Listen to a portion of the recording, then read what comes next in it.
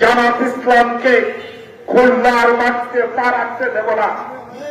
কারণ ক্ষমতা নাই, সাহস নাই, খুলনার মাটিতে স্লোগান দেয় কোন খোলা পানিতে মাছ শিকারের কোন পরিবেশ করতে দেওয়া যাবে না। আজকে জামাত শিবির গতকালকে সংসদে দাঁড়িয়ে বলেছে ওরা নাকি বেহেশতের টিকিটের কথা বলে নাই। মিথ্যাবাদী একটি দল, মাথায় টুপি, গায়ে পাঞ্জাবি, লেবাসধারী ইসলাম আজকে মানুষের সামনে প্রতারণা করতে করতে এমন একটা পর্যায়ে চলে গিয়েছে, মিথ্যা কথা শেখ হাসিনাকেও ছাড়িয়ে গিয়েছে।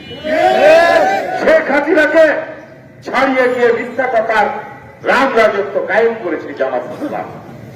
এই দল থেকে সতর্ক থাকতে হবে।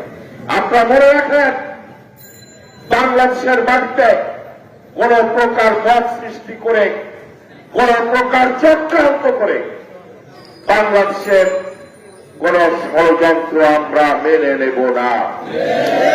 আমরা যদি মনে করি জামাত ইসলামকে খুলনার মাটিতে পা রাখতে দেব না, কারণ ক্ষমতা নাই, সাহস নাই, খুলনার